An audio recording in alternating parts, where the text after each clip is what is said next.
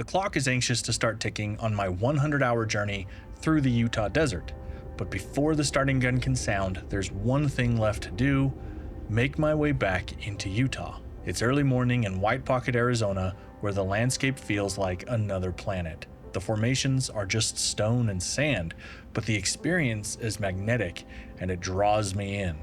While mesmerized by these visual textures, I lost track of time and now need to push the limits of my schedule to make it to my next camp spot before dark. After 5 hours of driving, the unmistakable rock formations of Mexican Hat are falling to the horizon, a constant reminder of the rugged beauty of the American Southwest. Every turn feels like a scene from a movie, each mile drawing me closer to my channel supporters who've been waiting all day for me to arrive.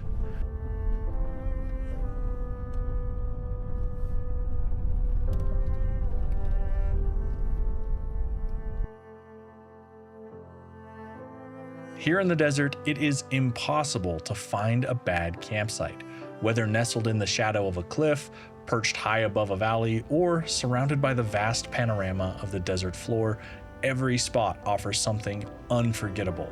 Tonight, we find ourselves resting under a sweeping sky, the valley stretching out endlessly in every direction. But the desert isn't predictable. As the day fades, the clouds roll in and the wind picks up, fierce and fast. Our plan to camp for 2 nights here is suddenly undone. So we climb out of the valley, pushing through Bears Ears, and begin the search for shelter. We find our home for the night along the foundation of a butte that borders Goblin Valley State Park. With camp set up outside of the reach of the howling winds, the team gathers around the flickers of the campfire, and finally, we have the solitude we've been looking for.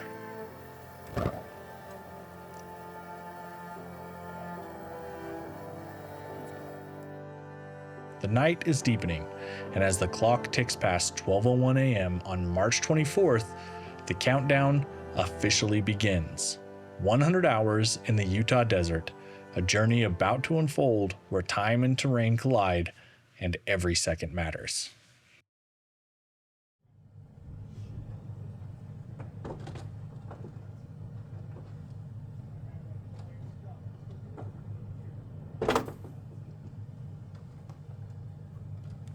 There's something deeply calming about the desert silence in the morning. It's like the earth is holding its breath. Breaking that stillness by packing up the truck feels like the alarm hitting on a lazy Sunday morning. It's necessary, but somehow wrong. If you're watching this to find inspiration for your Utah desert adventure, Goblin Valley is a must-see. Just a few hours north of Moab, it's a hidden gem tucked in the heart of Utah, known for its strange, stubby hoodoos, which are desert formations that look like ancient goblins frozen in stone. There is truly nothing like it. Unfortunately, I'm an hour away from meeting my next group, and Goblin Valley is a detour I won't have time for today. With the truck packed and the sun climbing higher, I set my sights on Hanksville, the small desert town that will serve as the gateway to the next leg of this journey.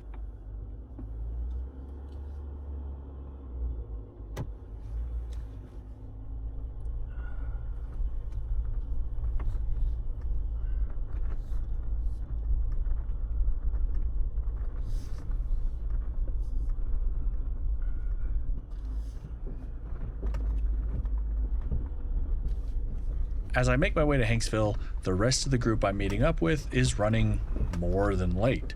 They're 4 hours behind schedule. Seems I would have had plenty of time to stop at Goblin Valley after all, instead of just sitting in the parking lot of a fuel stop, waiting. Eventually, the whole group arrives, exhausted, a little hungry, and low on fuel, but ready to hit the road and kick off the adventure. We're in for a good time when a group of guys gather outside of Stan's Burger Shack in Hanksville, Utah. All of these folks here are here for, I think they're calling it the Coyote Run or the Howl Prowl. Either way, we're here to get dusty, play with some propane-powered heat, and just have a good time cruising around southern Utah. We don't waste any time, and within minutes, we're rolling out of Hanksville. Thanks to the winds that have been bellowing through this area the past few nights, There's no definite route or concrete plan for the group. Really, just a loose idea.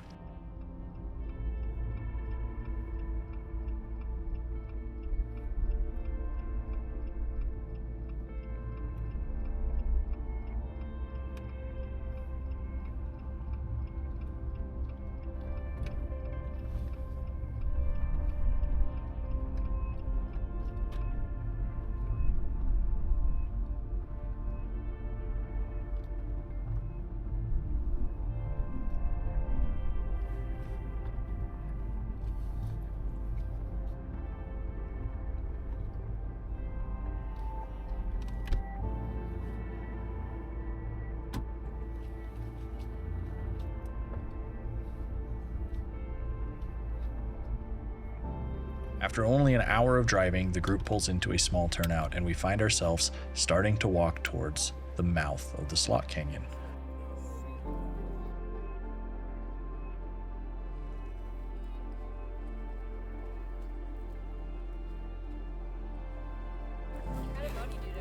I just grabbed her by the thing and helped her up, and she crushed it. I did it.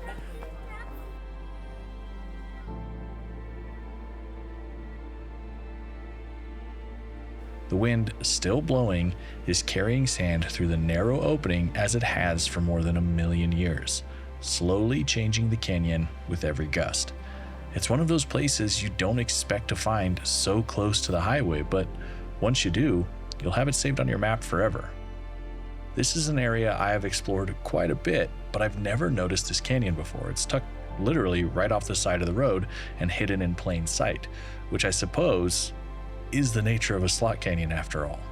If you've never been on the floor of a slot canyon, it's difficult to explain the feeling. The narrow walkway between the infinitely massive sandstone walls brings scale to your own humanity, to your own existence, to your own blip on the timeline as you examine the delicate layers of Earth's history that are closing in around you. It feels appropriate that one of the most significant stops related to time is the one where we spend the least of it on this trip. Because the group is already 4 hours behind schedule, we need to get moving. Plus, the sand whirling around the canyon doesn't seem too fond of visitors.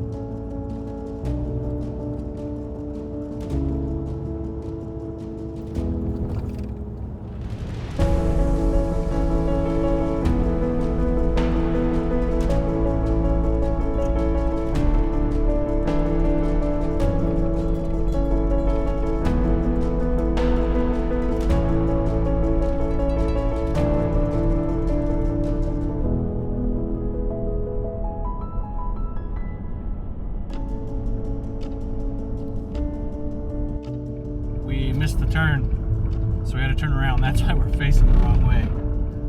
Here we go.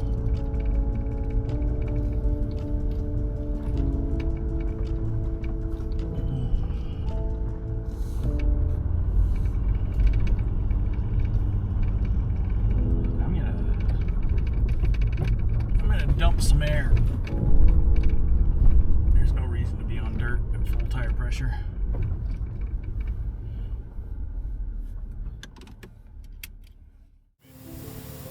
That way we can have some fun. Dumping air from my tires means deflating the tires. Less tire pressure is essential to improving traction and ride quality in off-road situations. Even on what appears to be a simple dirt road like this one, dropping air pressure reduces the harsh transition from soft dirt to rock and can prevent punctures, allowing the tire to move more easily around obstacles. As the group is rolling again, the question of where we will sleep tonight is looming. Passing campsite after campsite, it's evident that our group size is limiting the options available to us, especially spots sheltered from the wind. As the local Utahn, I'm usually the one leading groups, showing off some of my favorite spots to friends and visitors. Today, I'm in the middle of the pack and exploring a dirt track I have never been down. This is why I love it here. There is so much to explore, with endless trails striking out like lightning in every direction.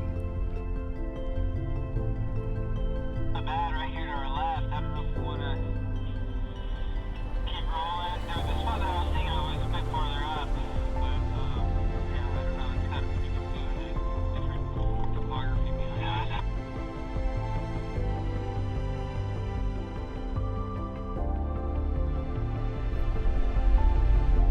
Is this camp?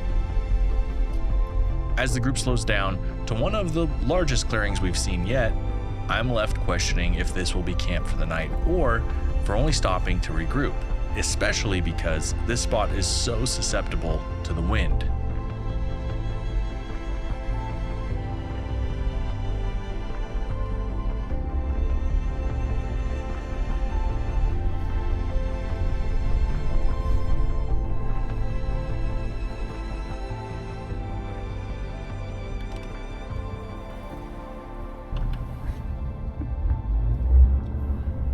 Doesn't look like this is camp.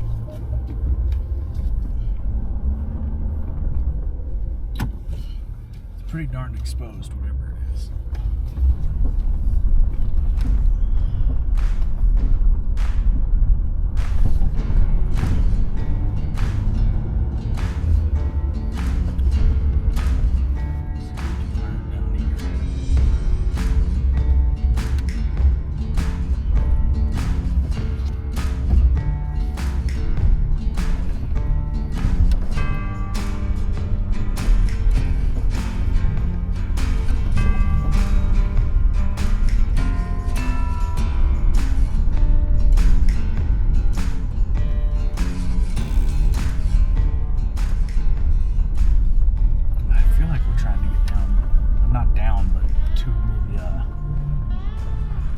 An overlook over the river, maybe?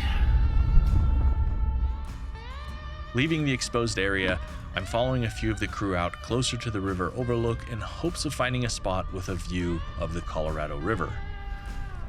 This is usually the time that I would put a drone in the air, but thanks to Onyx Off-Road, I can see when we crossed into the Glen Canyon National Recreation Area, where drones are illegal. If you are visiting Lake Powell or the surrounding area, drones are in fact illegal here. This area is managed by the National Park Service, and just like any other national park, drones are a no-go. Just don't do it.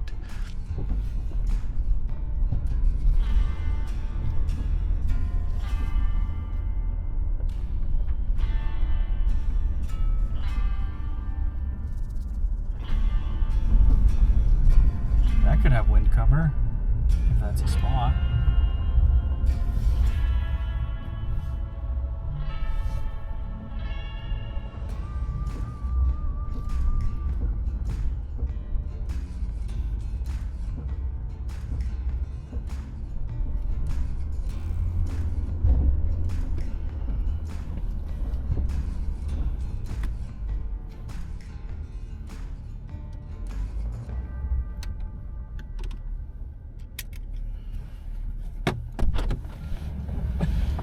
Kind of just as exposed as the other spot.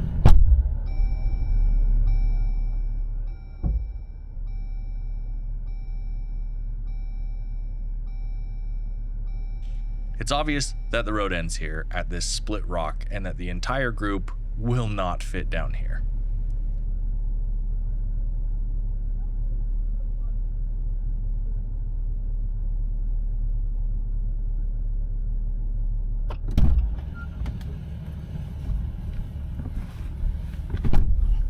We definitely aren't camping here.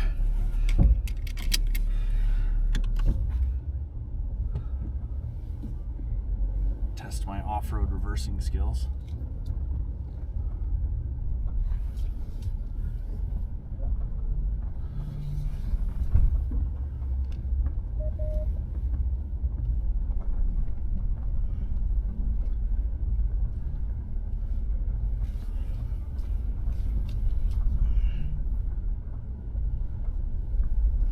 Not too shabby.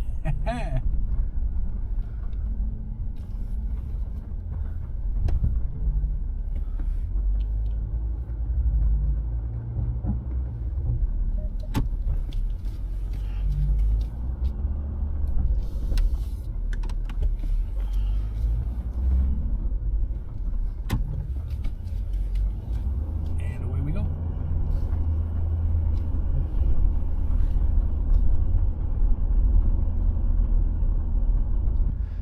Back with the bulk of the group, we decide that this is the best we will find today, and we are going to call this clearing our home for the night.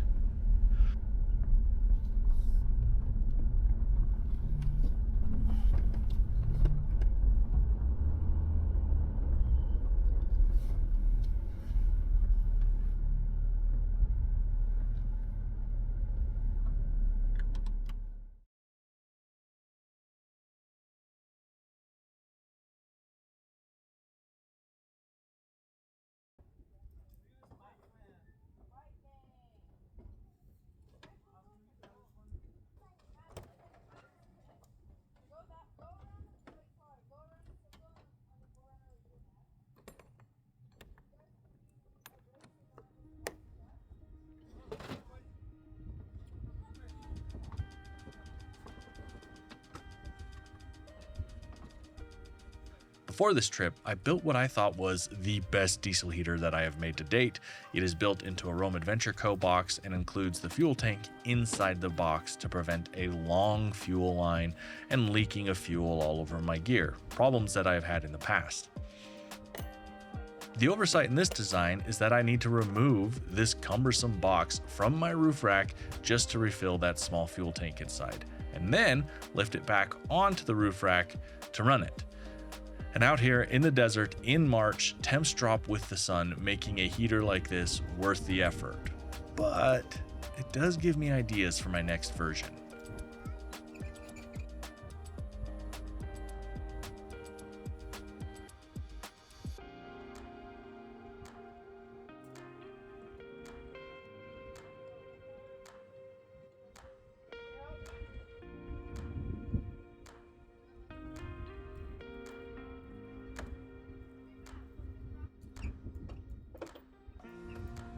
When I filmed this trip, my wife was nearly 8 months pregnant, and I had no idea what the challenges would be with being a new dad. So, if you're wondering why you're getting a video nearly 1 year after I filmed it, well, that's why. But now that the baby is here and I'm finding my groove again, I've refocused on how I will travel with the kiddo on adventures just like this one. Selling the truck and starting over initially felt like the right idea, so we tried that. And it didn't take. Then the baby showed up, and all plans were put on hold. As winter settled in and the holidays passed, I got that itch again to go camping, but this time with the baby. And the Gladiator, it still didn't feel like it was the right choice for daddy-daughter camping, so I tried to sell it again just as 2025 was starting. But then something crazy happened. The week I posted my New Year's resolution video, I started to receive partnership requests specific to the Gladiator, a new camper that would better fit the family. They reached out. My old friends at Trail Racks started a sponsorship conversation again. Anchor Solix also started to show interest in paying sponsorships again. It was, yet again, a sign from the universe that Winston, my Gladiator, was meant to stay with us. So, to everyone that I gave whiplash to with all of my Gladiator for sale videos and random ideas about The direction of the channel, I'm sorry. I blame new dad life and lack of sleep. If you're a dad, you'll understand. Things are leveling out now and we have a direction again. And it feels good to be back with the type of videos I like to make and I know that you like to watch.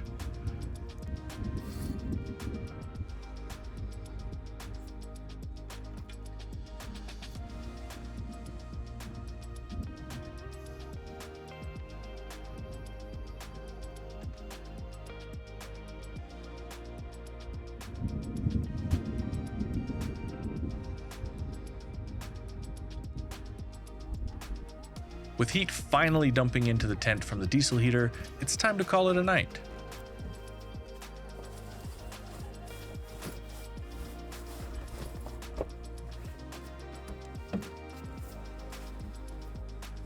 And before we really bed down, let me give you a cool tidbit.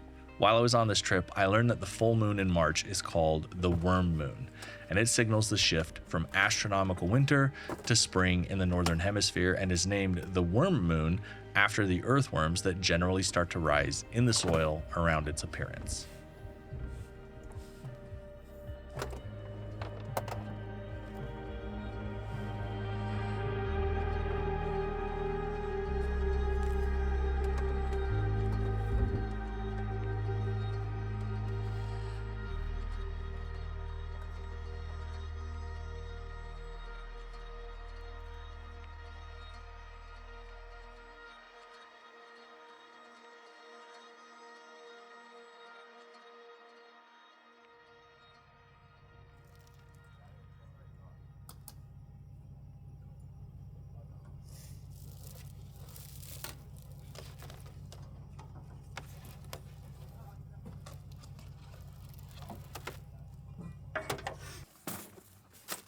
I believe in process therapy. That's the idea that working through a routine calms you and prepares you for the unexpected. Packing up my truck is my process. Everything has a home and a specific way that I like it to be packed and secured so that whatever unexpected events may happen during the day's adventures, they don't catch me off guard.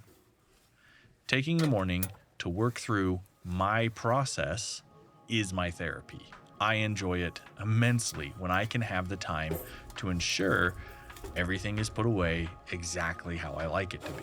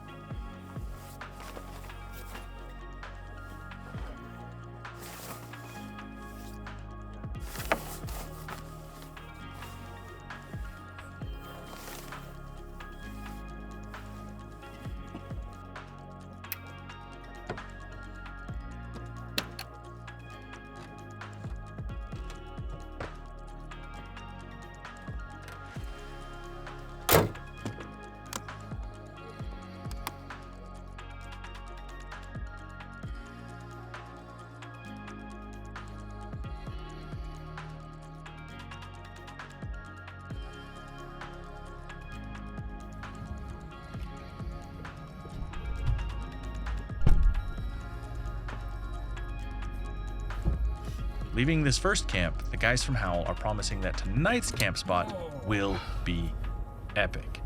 A few members of our crew have had to split off already, so we're down to around 10 vehicles now instead of yesterday's 13.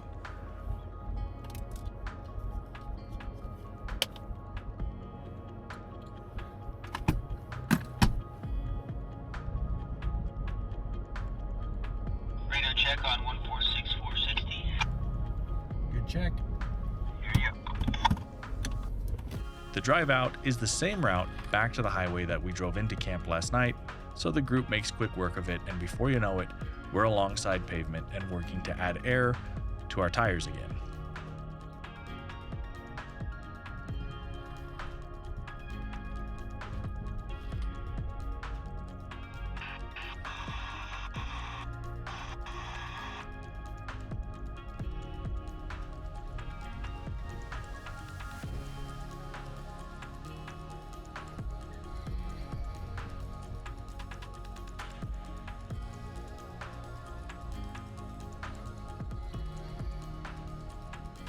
After that short drive, time for some air in the tires because we're back on pavement.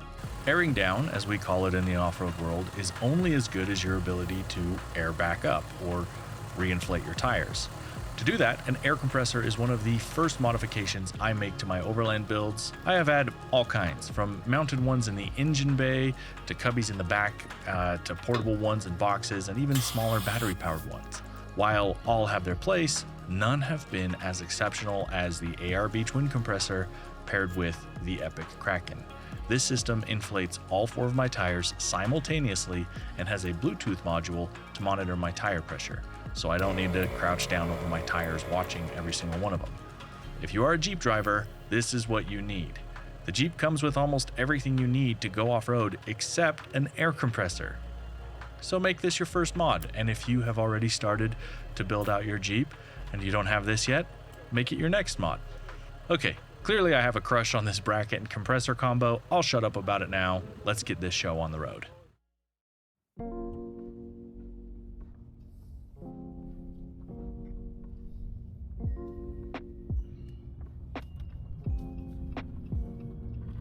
Back on the pavement for a short stint, I want to use this highway time to address the QR codes that I've been using in this video. Over the last year, YouTube has continued to alert me that more and more of my video views are coming from TVs.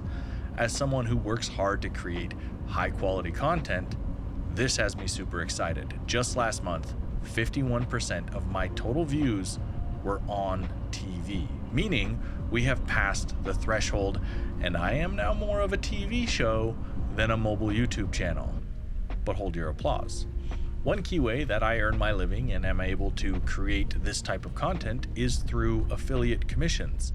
And with TV views, there is no active way to click links in the video description to place that digital cookie for commission tracking. In case you didn't know how commission links work, that's how.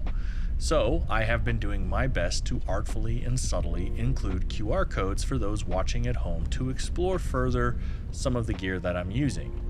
I know how watching TV goes. You're probably already scrolling your phone right now, and if something in my video jumps out at you, I'm trying to give you a way to check it out while still watching my adventure on the big screen. I do not want the codes to be intrusive, and I hope that you can see them as a means of supporting the content you're currently enjoying rather than a distraction.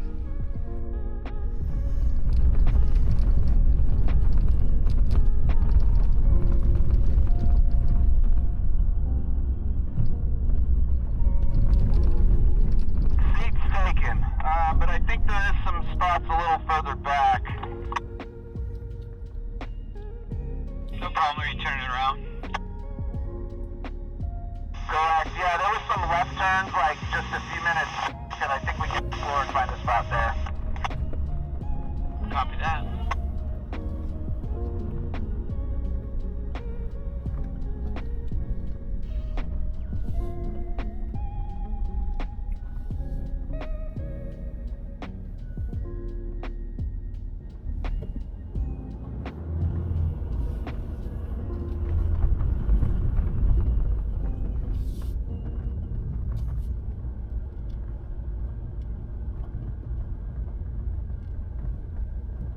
Bummer 2, that was a primo spot. So it looks like the planned camp spot we had is taken. So they're doing a little bit of scouting while we just kind of hang out for a minute, regroup. So that's really cool, no trespassing sign, which I know that's kind of redundant to say as someone who enjoys camping off the grid, but read the sign.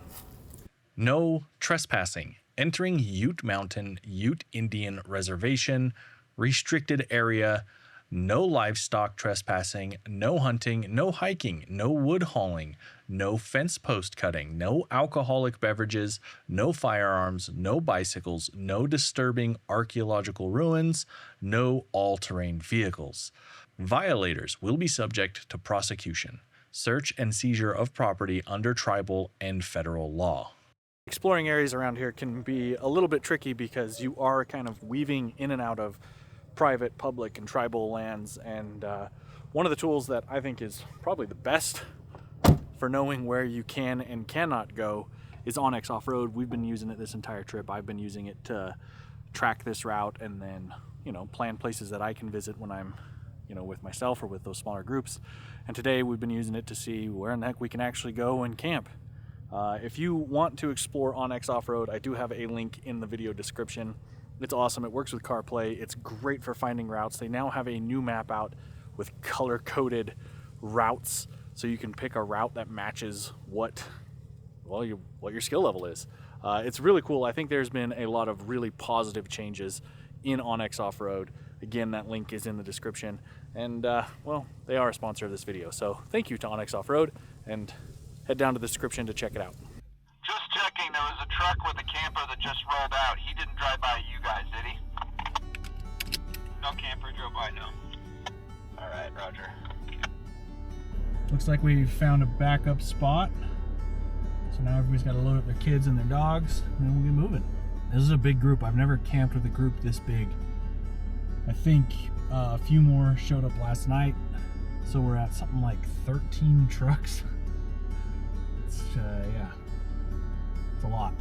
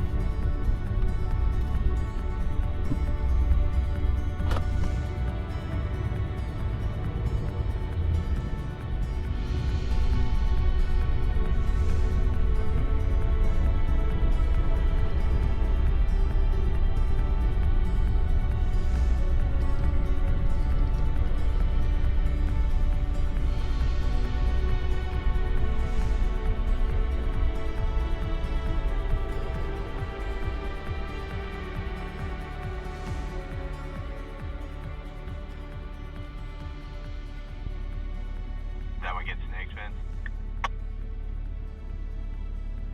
Yeah, the van wouldn't make it very far, so I think there was a little spot back there, but I got backup, at least 2 backups further down the road here. I mean, I can put that van's pretty nasty spot. I wouldn't be honestly all that worried about it. Is it just like a ravine or something, or what are you worried about? It gets chambers.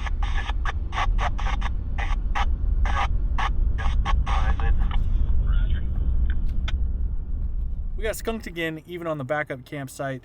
We have 2 Sprinter vans with us, and they got a little more technical, a little more off-camber than they're comfortable going down, or what we think they would be comfortable going down.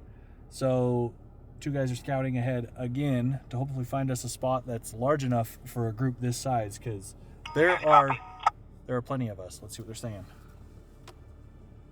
I got you. It's a no-go. It's kind of too spread out, like... so if you guys want to keep rolling, I'll just catch up. How's that? The hunt continues.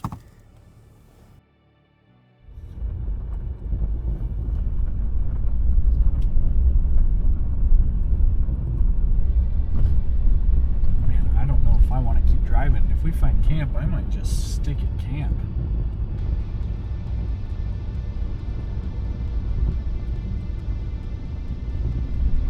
Happy to have a kind of a quasi work day.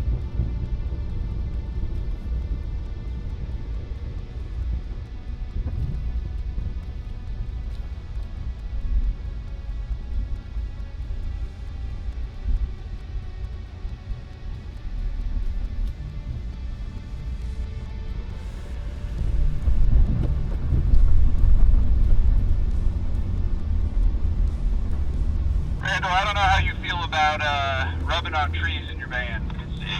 Don't worry about the van. I already beat the for you. If this obstacle isn't passable, we can go back to that group spot I pointed out earlier along the road. It'll be good, man. I can get in there and make it through. Roger that. Before you push it through, you might want to come check this out. We're at the spot, and it's a little smaller than I remember, so it might be a tight fit, so we might want to make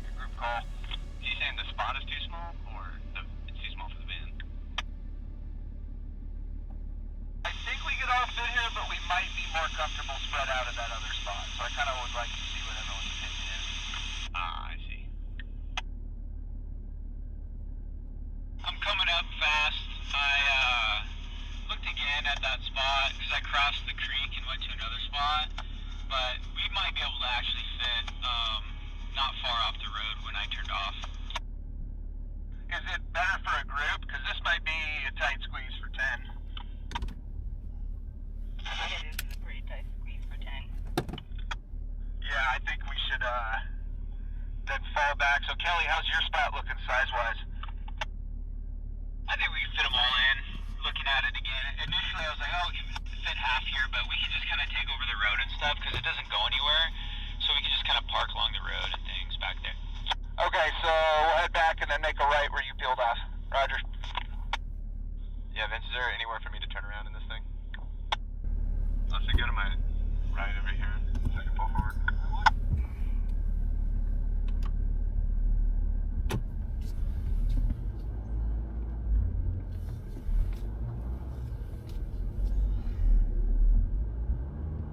You gotta get out of the way of everyone.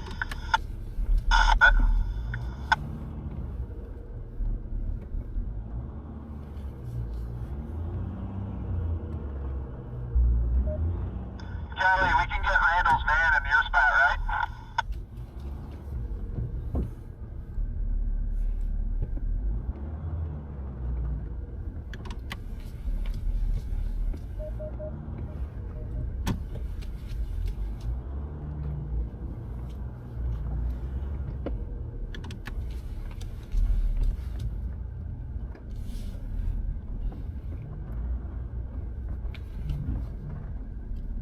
There we go.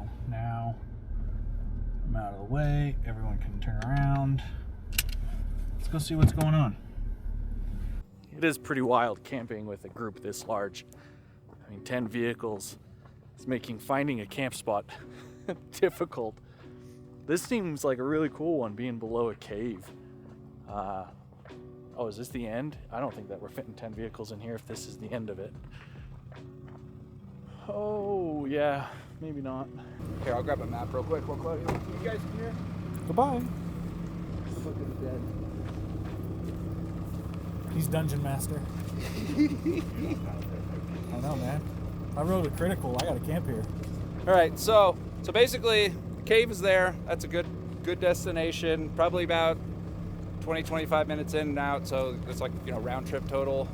So the alternative is we can go back out to the highway, go up a few miles, and there's a big road where we could basically do a lot of four-wheeling, and we can end up way on the top of this, and there's a really beautiful ruin site that the road ends up, really expansive views, and we can turn off a road here. We can end up right on the tippy top of the cliff, drive right up to it, and then there's another petroglyph panel that's right off the road up there that we could check out. Yeah, and then there's Butler Wash Ruins. It's right on the side of the highway on the drive. We could stop there for about 10 minutes, and it's kind of like Mesa Verde. It's one of the prettier ruin sites that's in this area. So today will be, this will be a little more of like the four-wheeling adventure, and tomorrow's going to be like getting A to B four-wheeling, but it'll still be fun. Originally, I was thinking, hey, I'll just kind of have a camp day, chill here. And then as he started to describe the plan and the things that they wanted to see and pass around photos, yeah, I want to go do that. So I'm not going to set up camp. I'm gonna go with them. We're going to go explore around this area. A lot of this is stuff I've heard about but never seen myself. So I'm actually really excited. And if these are things that you want to visit as well, there is a join button under this video for my channel members. You can join to become a channel member, and I can share those routes and waypoints with you as well. All the spots we're about to go visit.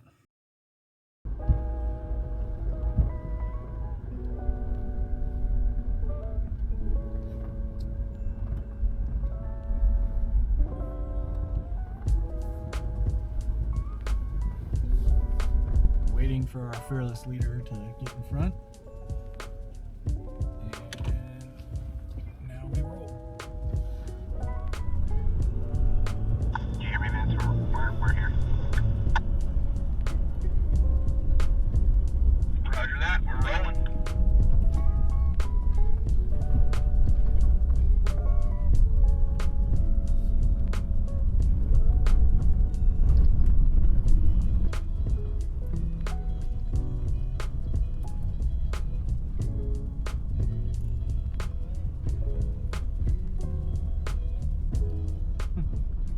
bizarre to be driving in the dust with a wet windshield as the light hail is melting when it hits the glass.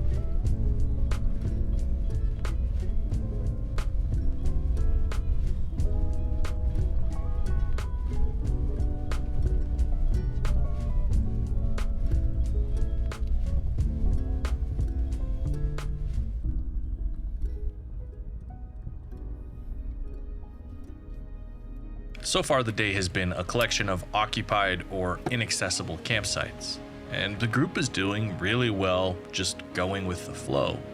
But one random stop we decided to make before heading towards our next hopeful campsite is the Butler Wash Ruins. With a small hike to an overlook, the promised view of an Anasazi city awaits.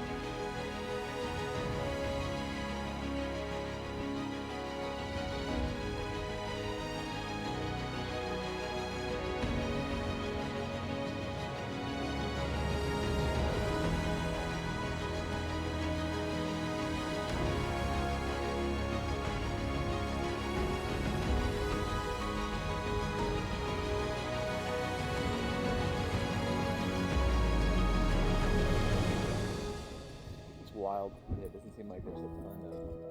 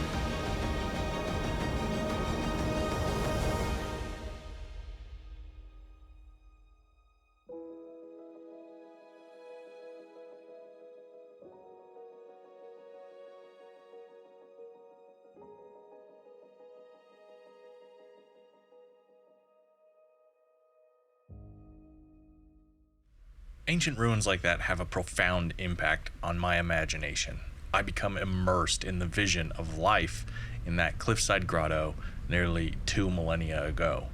Would there be children in there? Was it a warrior outpost, a hiding spot for food and other stored necessities, or was it just a combination of all of that? The reality of how intentional the difficult access was to that area leaves me reeling with the concept of constructing a village there. How did they move the rocks, timber, and mud into that spot if access requires moki steps, those hand and footholds carved into the rock? All of these thoughts make the drive to our next potential camp spot feel even shorter. We have left a few of the vehicles back on the paved road so we can scout ahead in hopes of finding that epic view we've been promised. And then, as if out of nowhere, the trees thin and we are now just feet from the cliffside whose shadow we were exploring in just a few hours ago.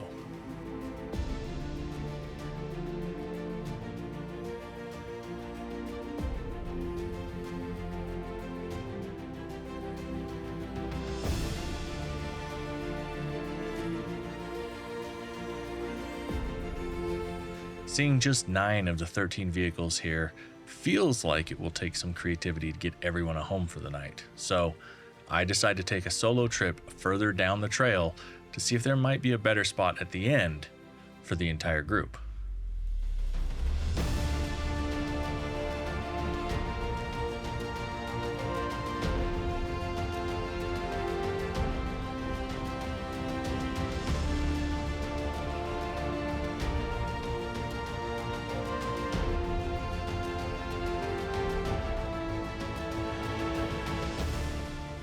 As I make my way down this trail, I realize that the entire group is missing out on what is the most scenic drive of our 100-hour stay in Utah's desert. The storms in the distance serve as a looming reminder that this area wasn't built, it was forged, and it remains a work in progress.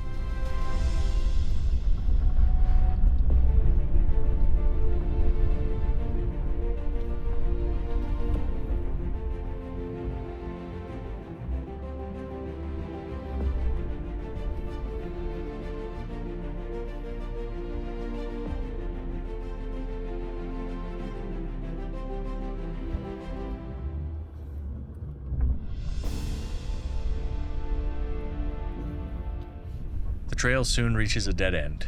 Communication with the group fades as only fuzz comes through on the radio.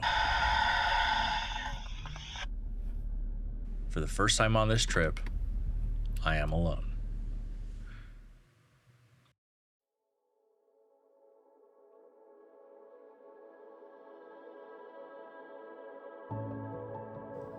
So here's what I have to say.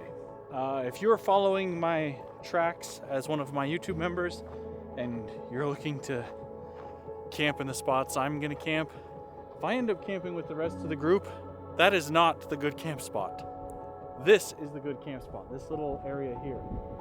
I think we could totally all fit here. I think it could work. I'm gonna try and convince them that this is the place to be because this is so pretty. So if you're following my tracks and stuff, and we'll chat. I have a private Discord for all of my YouTube members, but this spot is where you should camp. I kind of wish I knew about this spot when it was the eclipse. I'm sure it was taken, but wow, talk about views. Way down there, those are the Howl Boys. Man, I don't even know if you could see them. I only have a 35 mil.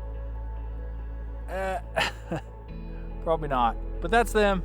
I don't know why they took that way. There's another road down this wash that would have gotten them almost to where we were planning to camp.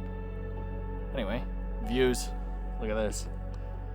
I'm just up here taking it in, debating on if I solo camp here or if I go back with everyone else. Looks like a rainstorm's rolling in. This is just beautiful. Being with 10 trucks like we have been today, I've been with a lot of people to come out here and just kind of have some me time with this view. I've just sat here and I've just enjoyed it for the last, half hour or so. This has been really nice. The wind is more calm on this side than it was on the other side as my hat starts flipping. But all right, let's head back to the group. I think we could all fit here, but what do I know? When we started this trail, we didn't air down, so I'm gonna just dump some air.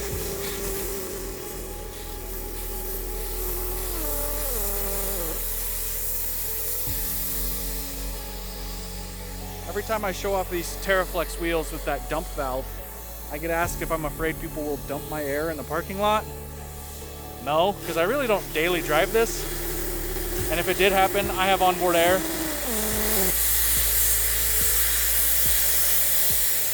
So I could always just air back up. I don't know. Hasn't ever been an issue.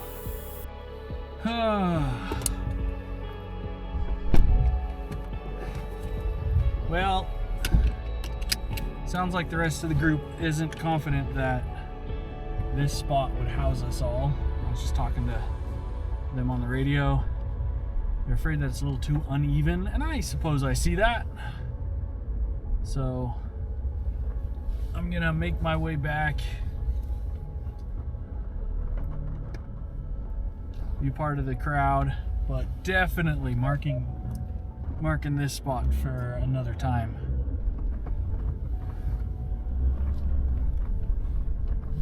This is a really, really cool camp spot.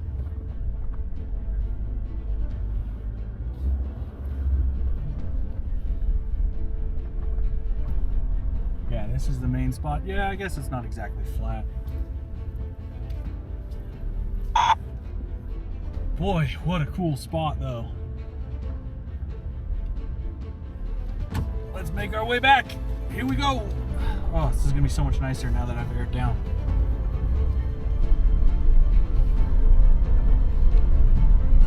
Oh, it is. How great.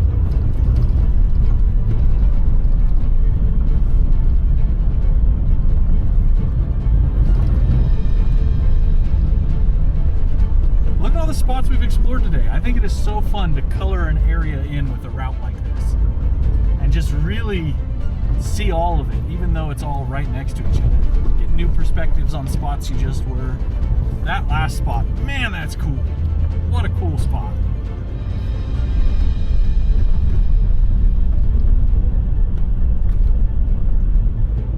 Oh, the sand is so much easier to drive in.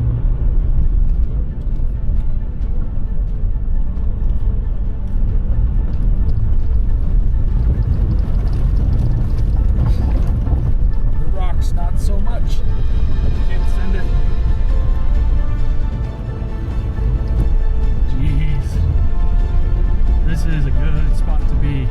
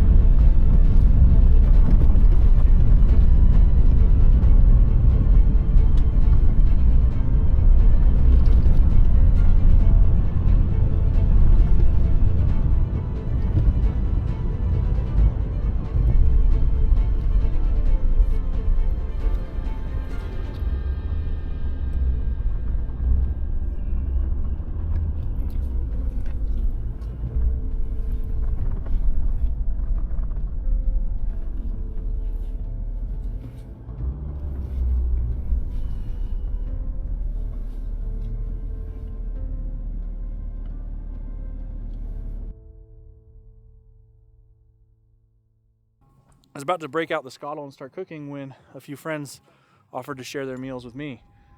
So I'm going to change into real winter clothes because something's blowing in. I can see snow across the way and this huge dark cloud, you know, that one is coming in. So I'm going to change, get out of a hat that wants to blow away, put on a real puffer, and hopefully, you know, kind of hunker down, get some food so I don't have to cook and make dirty dishes.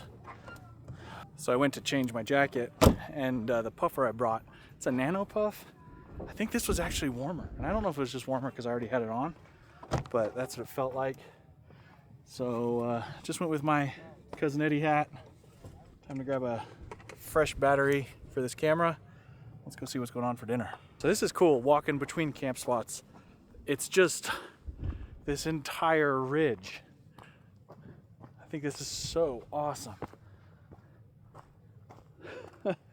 Originally this morning, we were planning to camp like way down there.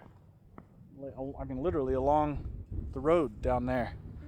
And when we came up here, it was like, well, it's windy down there, it's windy up here. We could have windy with views or windy without views. So we went with windy with views. All right, let's see literally what's cooking.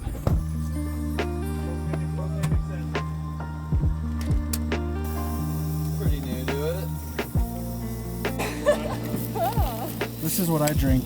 I don't drink that. I drink that. Aesthetics.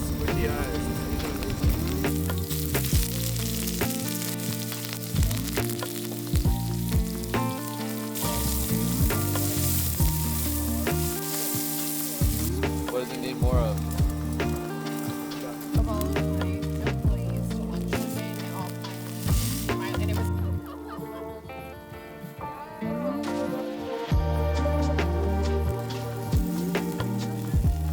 You've done it enough to know.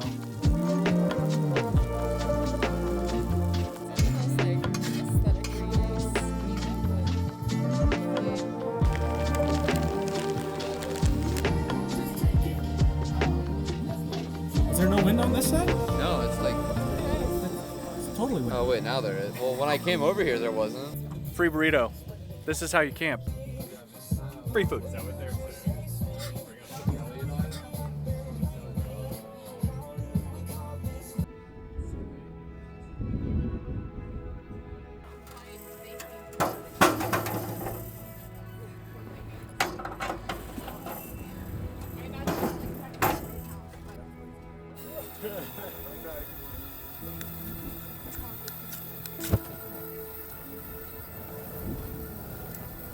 on, light those. There they go. It's freezing. Full transparency, it's freaking cold. The sun and that cloud have just been teasing us this entire time. Can't get myself warm, so we've thrown the howl up here on a rock, and that way you kind of get that torso high heat. It actually kind of works, but now my feet are cold.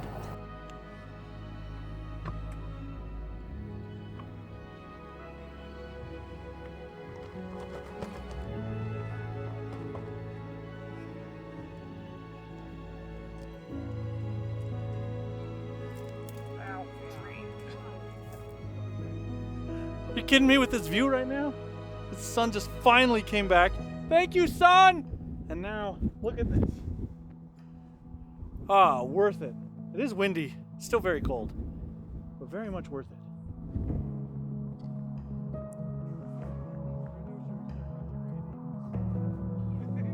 Everyone you know who goes by Randy is an absolute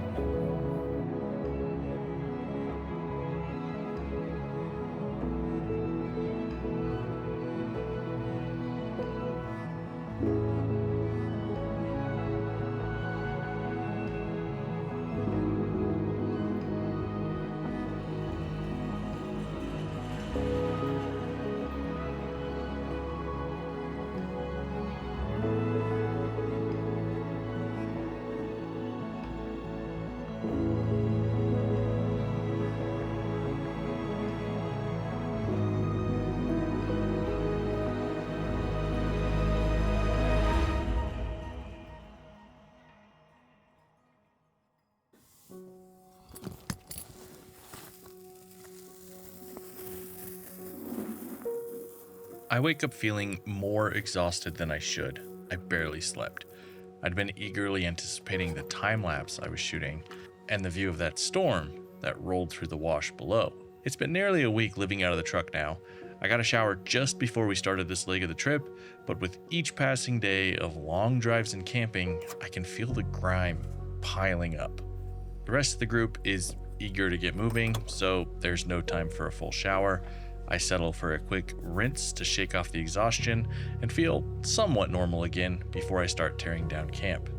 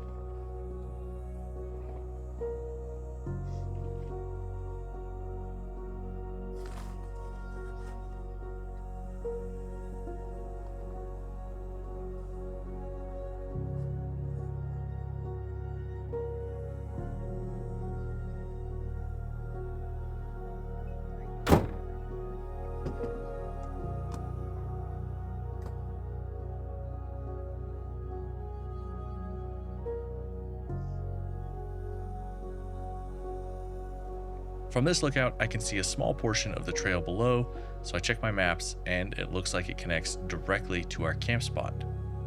So I make the suggestion to the group that maybe we should take this trail out instead of retracing the road we drove in on, and maybe we'll save a little bit of time.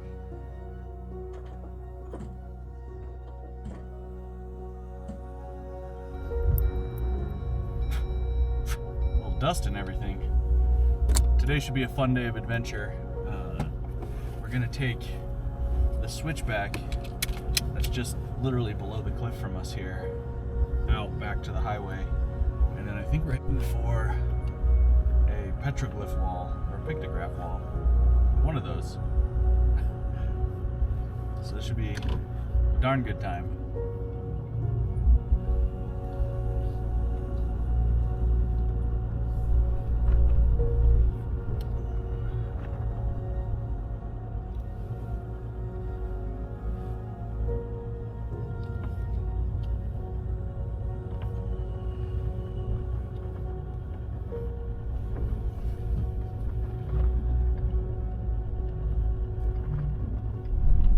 The drive to the new trail is uneventful. It's smooth and almost too easy. After the dirt roads we'd already conquered yesterday, I figured this shortcut would be just as simple and the quick way out.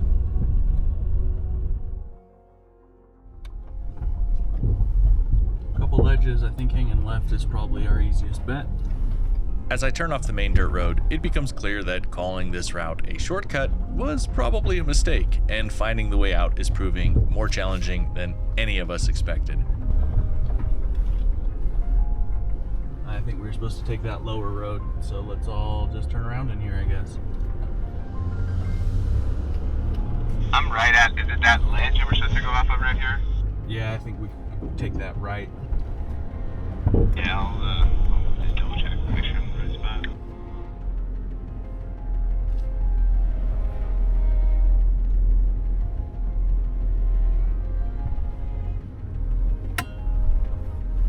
Alright, so this is just a couple ledges. Looks like folks have stacked some rocks, so just kind of get squared up on it. Don't come at it on an angle.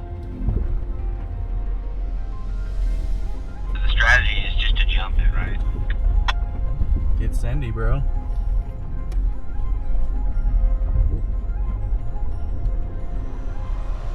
Now that the group is on the correct trail, the obstacle ahead is something I didn't anticipate. The route leads directly into a rock chute, and I can't tell if this was carved out intentionally or if it's a natural path gifted to us by Mother Nature. But what I do know is that I was so excited to dive into some real off-roading that I took a few sections of it a bit too fast, resulting in a couple bumps with the rocks.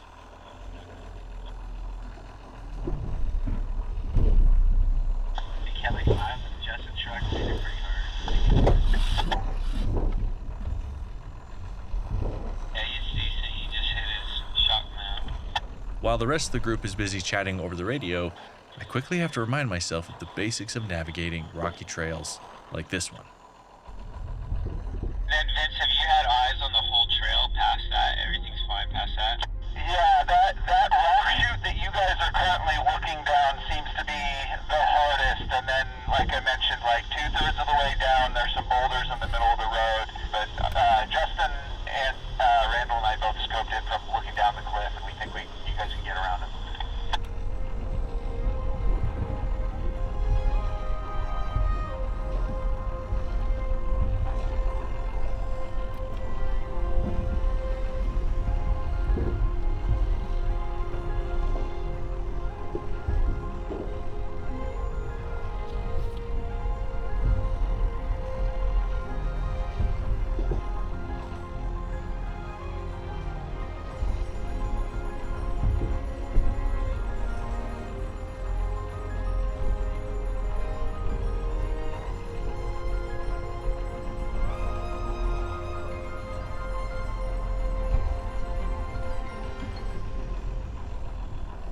Sounds like Randall's truck just threw a check engine and took him out of rock crawl mode.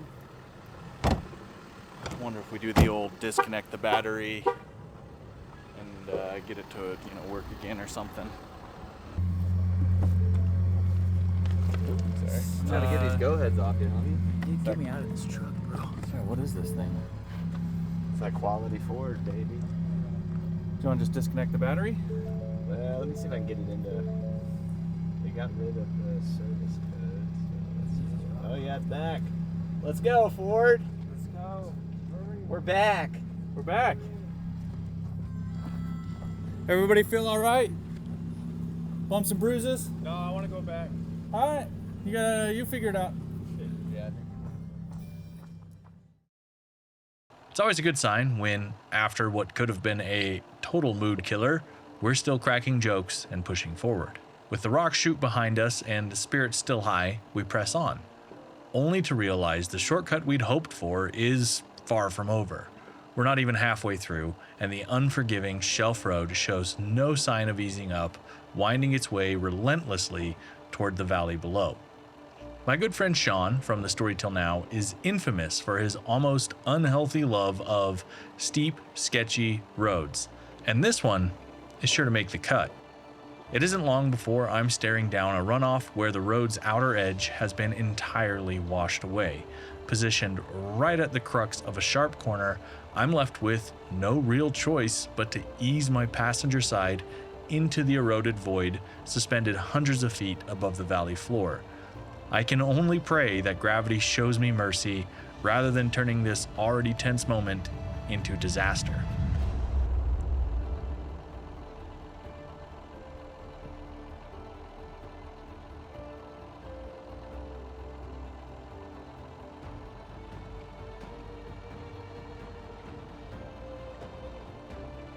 In hindsight, I wish I had the clarity of mind to tell Kelly not to spot me from that ravine. One wrong move, and this could have been the last chapter of our story. Luckily for everyone involved, this close call ended up as nothing more than a lesson, and one I will carry with me the next time I find myself on a road this unforgiving.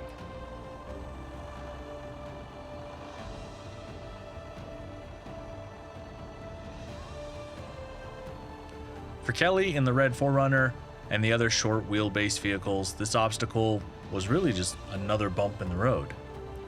But as the Raptor approaches, I'm happy to see he learned from my line and stayed away from the eroded side as much as possible while still being able to make the corner.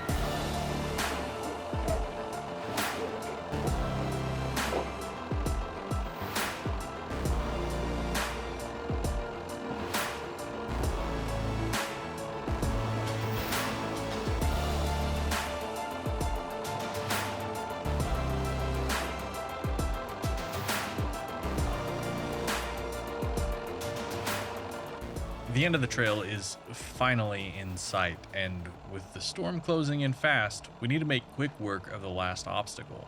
It's a small rock slide blocking half of the trail, and my first impression is that it doesn't seem like it'll be an issue. As I approach the small boulders, my plan is simple: balance, torque, and traction. Climb over the smaller rocks, and then just get through quickly. But things don't go as planned. I get hung up on what I thought was just a small rock. Unable to muscle through, I see Kelly jump out before I can even ask for help, proving he thought that this was nothing more than a small rock also.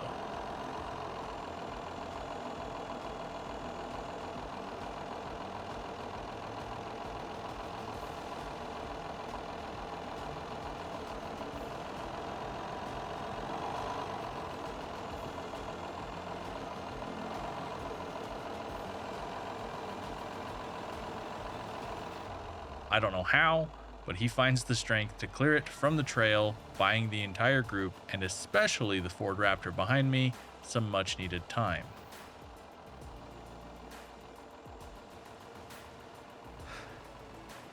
Thanks to Kelly, the path is cleared, so I push forward, but the trail fatigue, it's starting to fog my mind, and I make another mistake.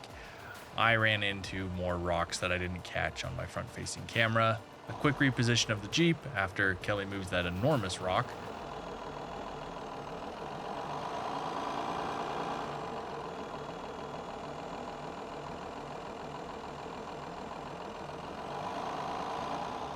And I am back on track. So now we are on the home stretch heading toward the valley floor.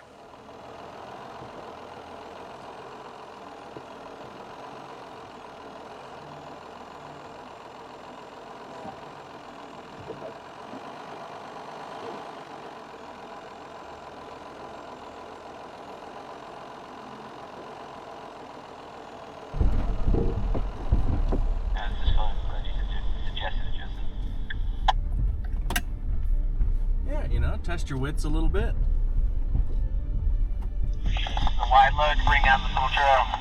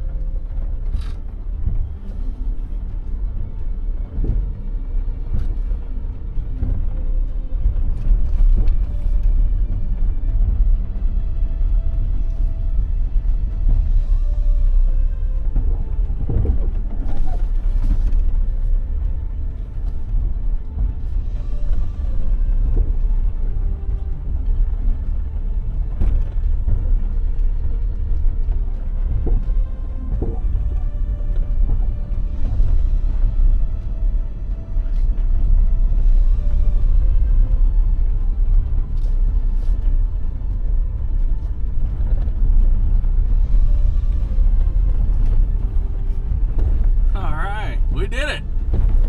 That's sweet. Thanks, man. Yeah, I'm just gonna tighten up my suspension before we get going on quick stuff.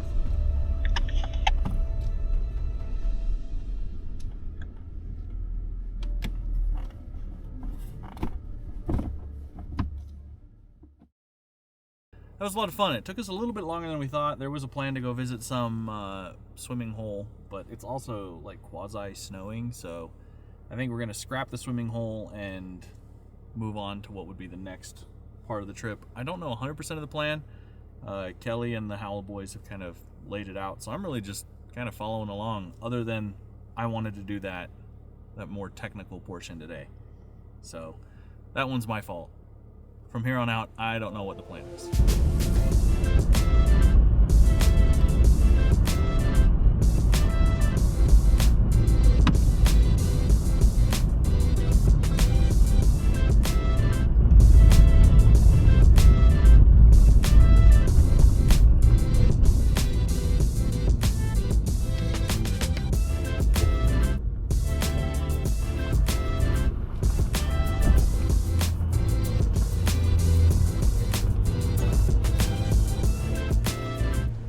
Back on the valley floor, we're driving out to meet up with the rest of the group.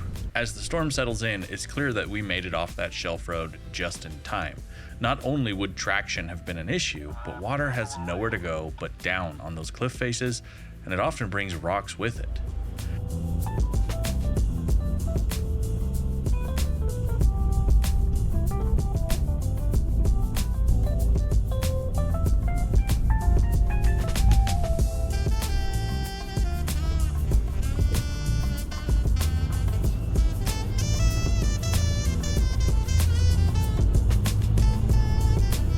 The next trail moves quickly, and the drive becomes my favorite type of therapy, the type where the Jeep floats over the sandy trail and then hugs the corners.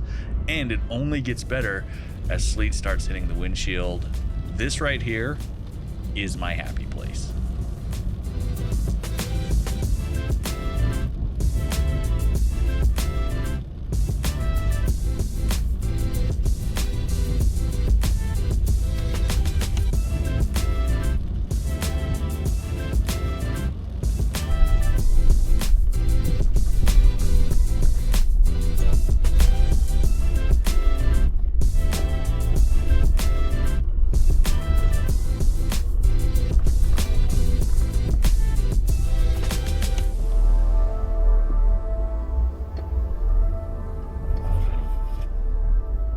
You read my mind, Vince. Yeah, I was debating whether parallel was best, but I think we can do it. There's these side spots back behind me, so as long as my butt's out of the way, I think everyone can find a home.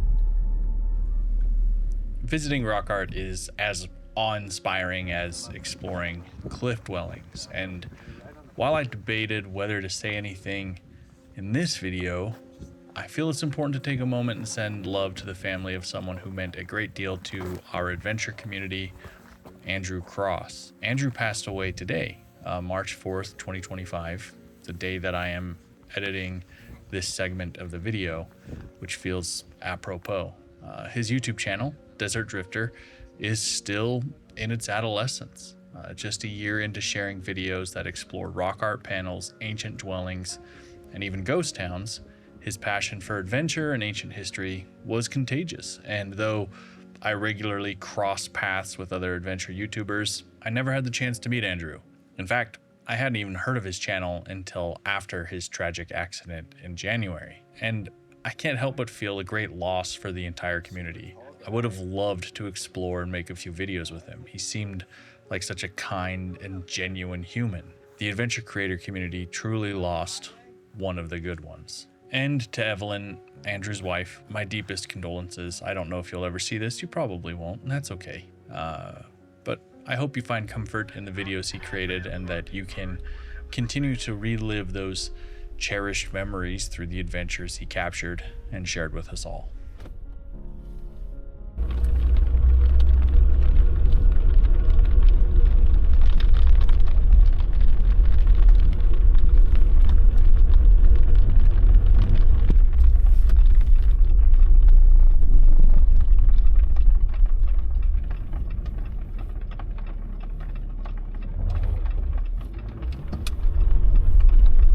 The car coming in, guys.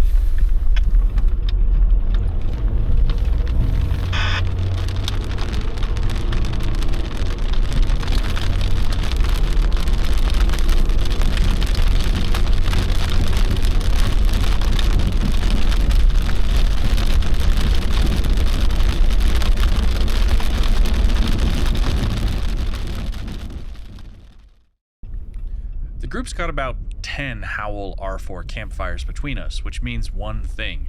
We need a whole lot of propane. And with the swap cage at the local gas station feeling like a game of chance, we decide to take the scenic route, a 20-minute detour to an RV park where we can top off our tanks without the stress of swapping. With the tanks full and the day's adventures starting to take their physical toll on all of us, we make our way back toward Mexican Hat for a refuel and some snacks. So we've stopped for fuel and propane in Mexican Hat. And I have stuff to make a sandwich. I haven't had mayo and mustard. So I bought mayo and mustard. And then I thought, you know, I'm just exhausted. I'm not feeling it right now. So I bought a $5.79 sandwich when I literally have all the stuff to make this in my fridge right now. But I just can't be bothered. It's been kind of a long day for really not much going on. The first part of the trail today was, I mean, it was fun, but yeah, a little grueling. This is not gonna work. This is going to work.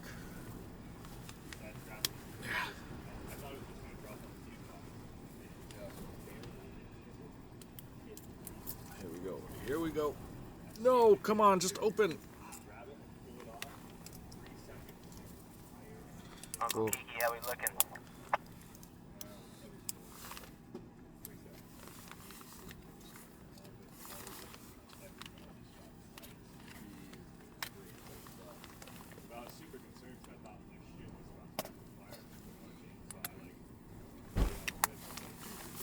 Part 1, done. Part 2, part 2. Oh, it ripped it in half. Son of a bee.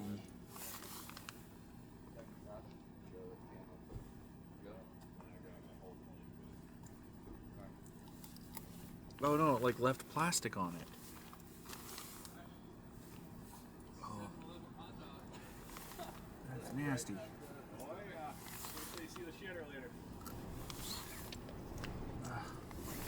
Whatever.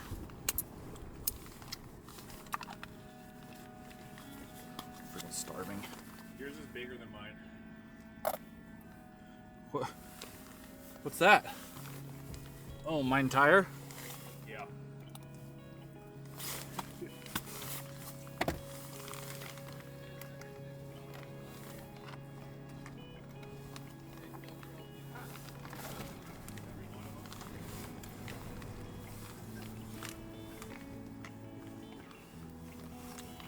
That's not worth $5.79, but I'm happy I have it anyway. Following the Howl group has been an incredible experience, and out of respect for them, they've requested that this next campsite remain exclusive, something I completely understand. They're showing me this spot in person, and since I didn't discover it myself, I'm happy to honor their wishes. I've asked the same respect from my fellow YouTubers when it comes to my most cherished spots. So, I'm more than willing to keep this one an in-person, invite-only location. I know you understand, and I appreciate it. So, if you're one of my Patreon patrons or YouTube members and you're looking at the route for this trip, you'll see that the route ends at that fuel stop in Mexican Hat where I got that hyper expensive sandwich.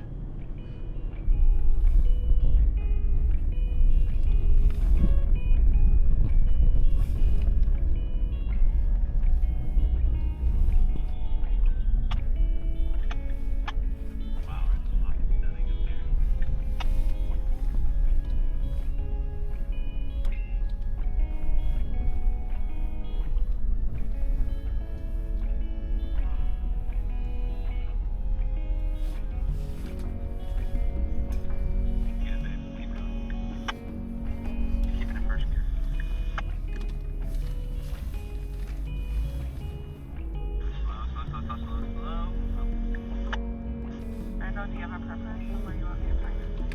Yeah, let's bring it up here.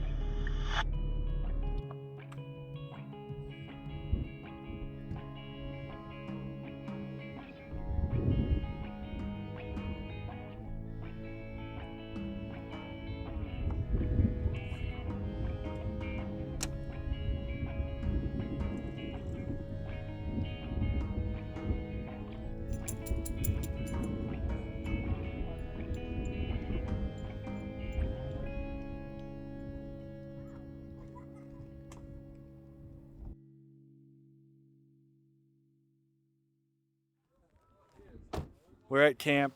I actually took a nap in the front seat. So it's sunset now. It was windy, man. The weather was just, well, the weather outside was weather. And now we're getting sunset. It's still cold, but Monument Valley over my shoulder there. Sunset's finally just popping off. Colors are doing what they need to do. It's beautiful, but boy, it's cold. So we've set up an array of howls again. We did that last night as well. I think that's where I want to be. When it comes to cooking tonight, I'm not feeling it. Like, this wind is just, it's making it so unmotivating.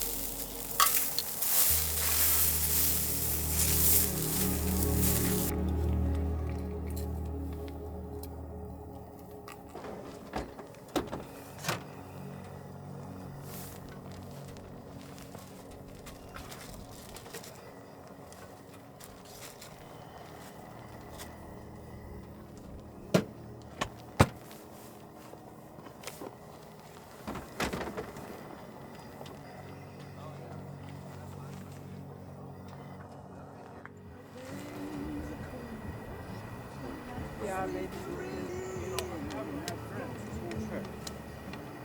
Everyone's your friend right now. Everyone with 4 legs and fur is your best friend. Your dad's coming. Solamente Espanol, dude. Dad!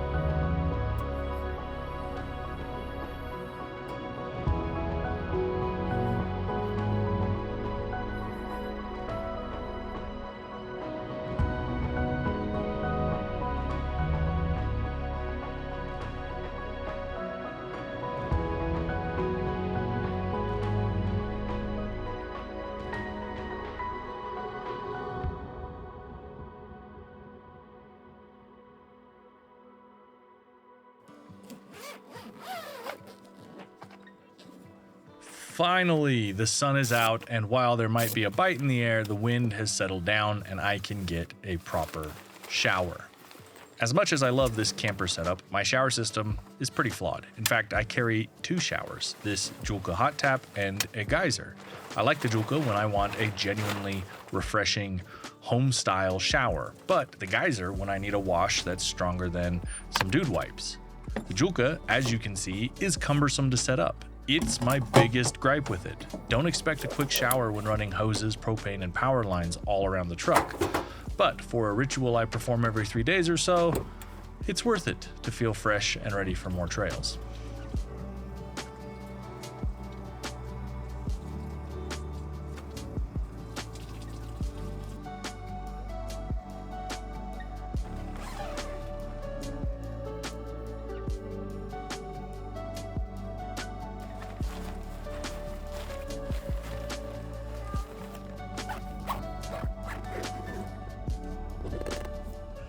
After a rough night of sleep in the wind, we just took it easy. It's about noon now.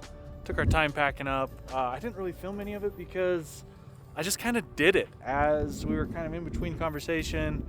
Like, you know, pack a little here, pack a little there. So, truck is down. We're gonna start making our way towards the Moab area. It's currently Easter Jeep Safari this week, and a few of my friends are there. We'll see if we can meet up with them. Sean from the Story Till Now, and Will from Venture to Roam.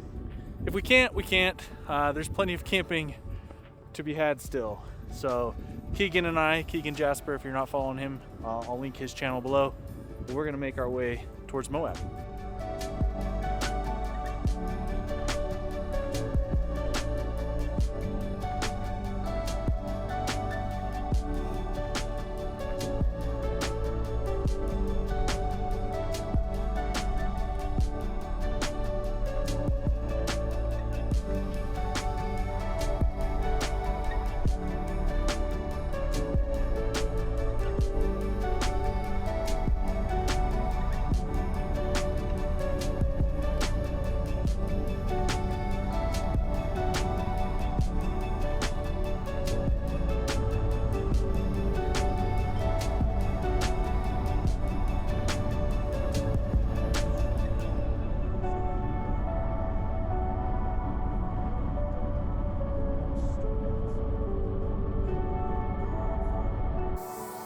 Today is a little bit of a fly by the seat of my pants day.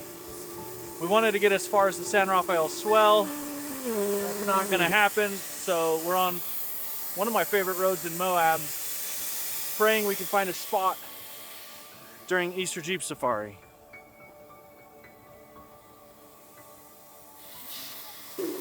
Wish me luck. So I have Onyx Off-Road open here, and I'm kind of poking around. I think there might be some offshoots closer to us, which likely also means they're probably already taken. But I think they're worth checking out because they look like they could have some pretty cool overlook views. And since it's on the way to the spot we want, we might as well try them. Because it'd be something new for me, something new for you if you've been watching the channel for a while. The spot I'm going to take us to, or I'm planning to take us to, pending availability, is the spot I took some of my YouTube channel members, when was that, last fall? So it'd be a repeat spot for me, so it'd be nicer to try one of these spots that I haven't been to, that hopefully means we could be at camp much sooner. Fingers crossed.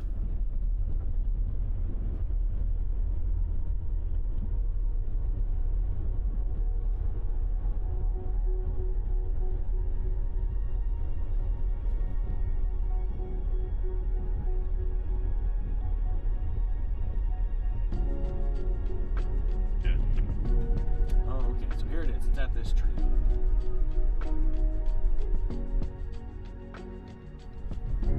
Just hoping that there's a camp spot back here.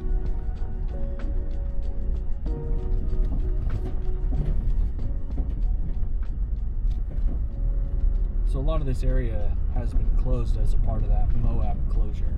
So good news is my Onyx off-road maps are up to date because it did show that one to the right that's closed.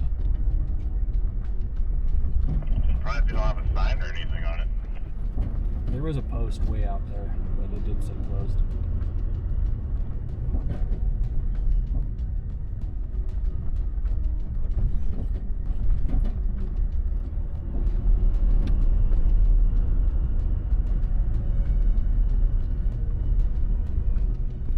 Someone's way down there.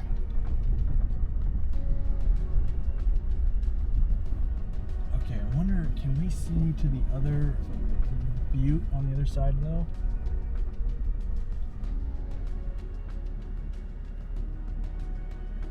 Because there should be a camp spot across from them, like straight across from them on the other cliff.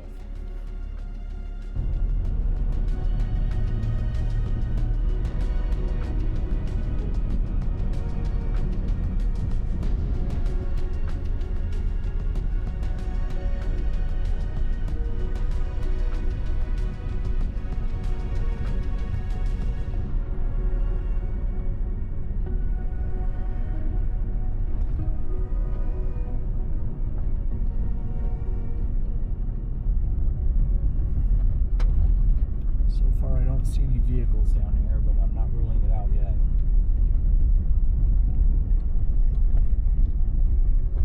Show us the money.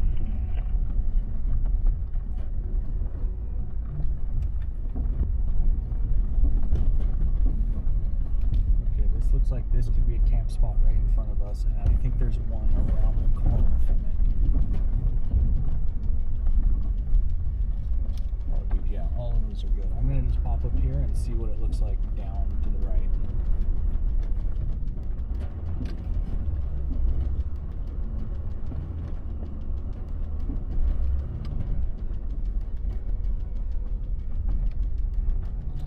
I wonder what that one to the left looks like. You wanna go scout that? Yep, checking it now.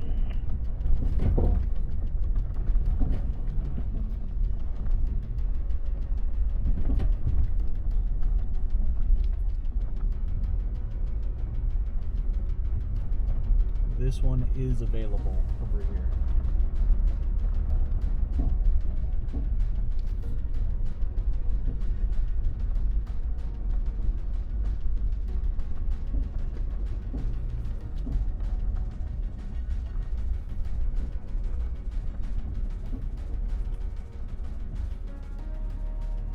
I wonder if the view at the one you're at is even better. Okay, I'm coming over to you and we'll see what the difference feels like.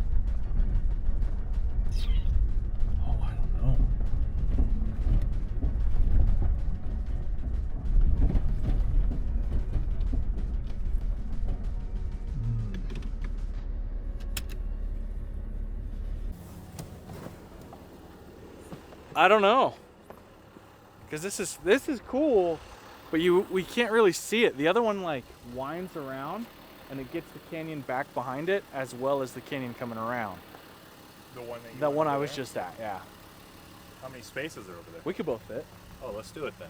Yeah, because like this is This is good, but this is clearly cool, but a little obstructed. Yeah, I think the other spot's better. let's do it. All right, we'll go make it work.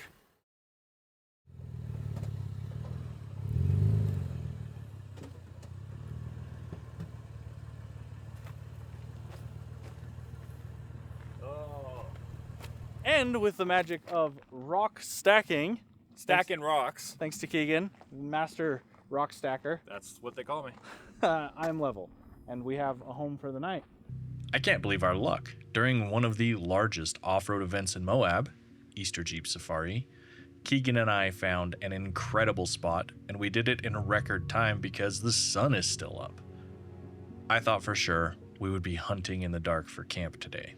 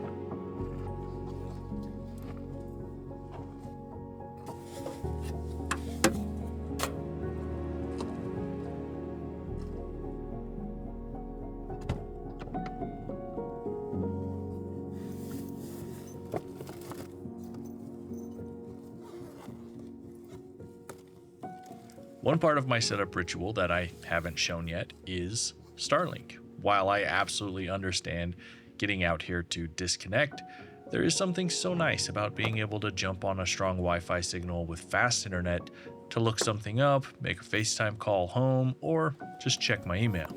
If you haven't jumped on the Starlink bandwagon yet, use this QR code or the link in my description, and we will both get a month of service for free. Since adding Starlink to my camp, it has become second only to water. I always have it.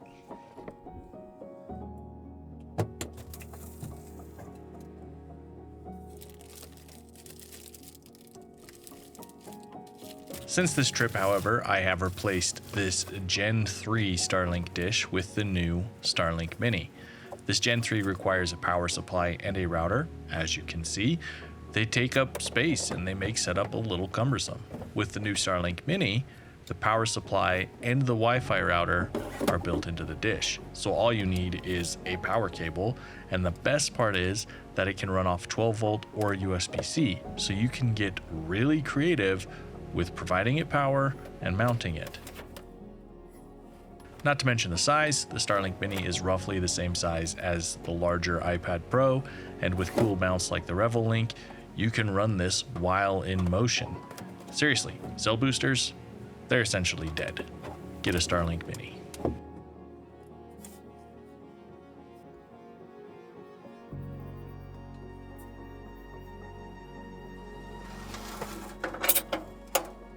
Being at camp with so much of the day left feels almost foreign after the trip we've had, and with camp set up quickly and, Starlink up and running, I can sit by the howl and catch up on offloading footage, check some messages, and get some clerical work done that often gets ignored while I'm out on the trails.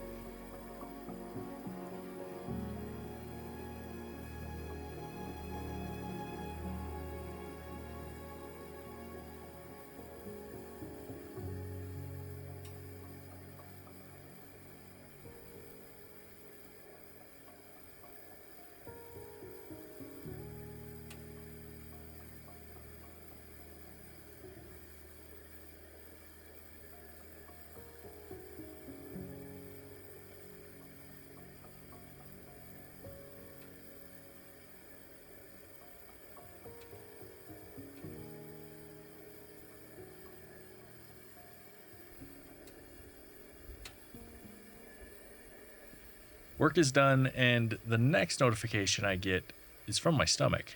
It's dinner time, and I am starving.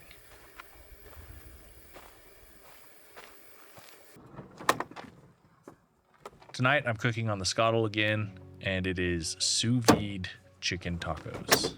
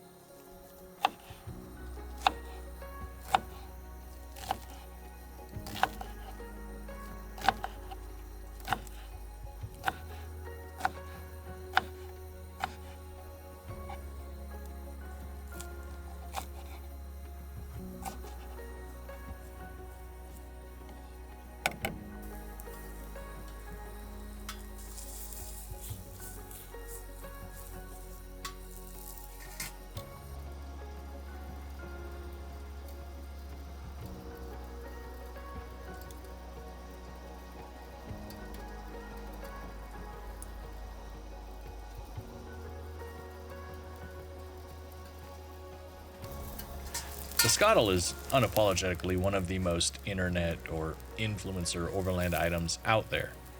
Trust me, it isn't lost on me that every dinner I've made in this movie has been made on a scuttle. The scuttle and I have had a rocky relationship. It isn't as easy to cook on as every influencer makes it look. For that reason, I primarily use mine to reheat and sear my food. I've gotten into sous vide, and having my meats pre-cooked and vacuum sealed means I only need to heat them up at camp before eating, and I don't need to worry about cooking them to safe temperatures out here in the wild. But even then, I'm still fine-tuning my process. The lid and the wind block, those help a ton, and I switched to grapeseed oil, which doesn't seem to smoke as badly. I'm also learning where to place the meat or vegetables to cut down on the reheat time. Now, am I going to compete in a cooking competition with the scuttle? Not at all. But am I eating better than I have in a long time at camp? Absolutely. And that's what matters. and that's why I use a scuttle.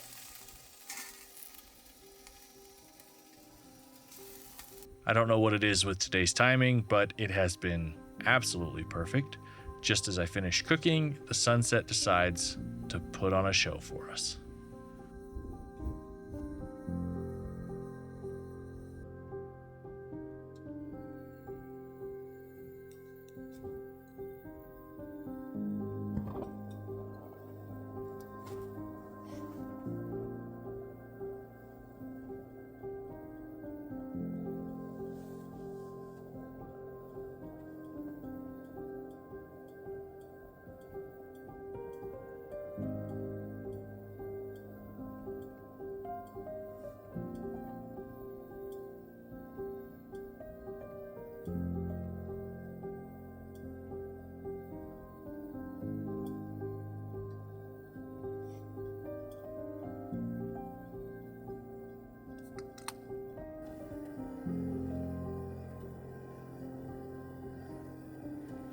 All right, off to bed.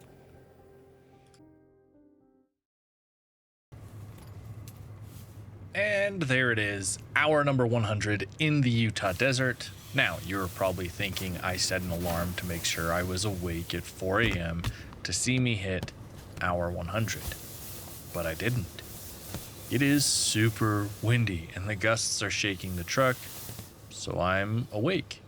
In this fugue state, I thought I'd capture the wind noise, but my microphone wasn't set to stereo, so you can't really hear the wind like I thought you could. Whatever, I need to try and sleep. Waking up in back-to-back windstorms has not been ideal, but it's kind of fitting to end my trip on something that makes me really want to go home, because these views, these sunsets and these sunrises are spectacular. The only thing that hasn't been is sleeping in a house that moves every time the wind blows. I mean, I'm basically sleeping in a sailboat. So I'm gonna get packed up and enjoy this last sunrise of the trip. Find my way home.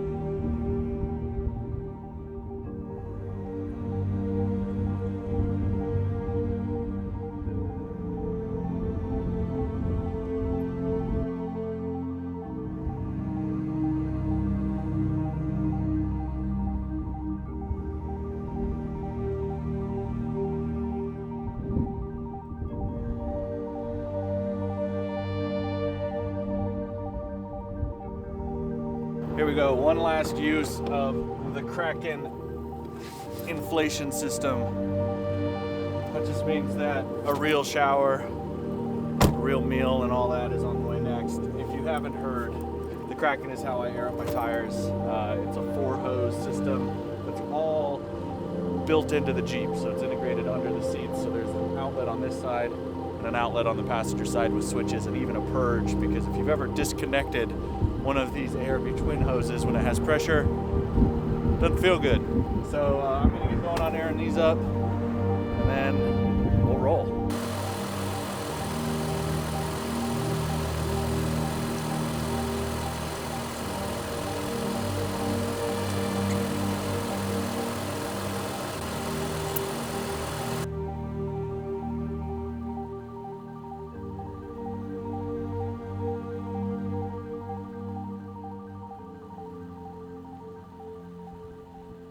I have to say, that was one heck of a trip and one heck of a video. You just sat through 2 hours of Utah adventures, and I am super thankful to you for doing so.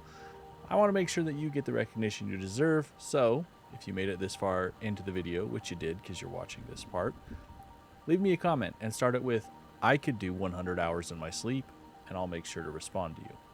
As always, I want to make sure that my Patreon and YouTube channel members are recognized. If you liked this video and want to help me make another one, please consider supporting via the QR code that's on the screen. There's also links in the description, just like all of the other QR codes. All right, you've been inside too long. Go outside for a minute, take a break, you earned it, and then come back inside and watch another one of my videos. I won't stop you.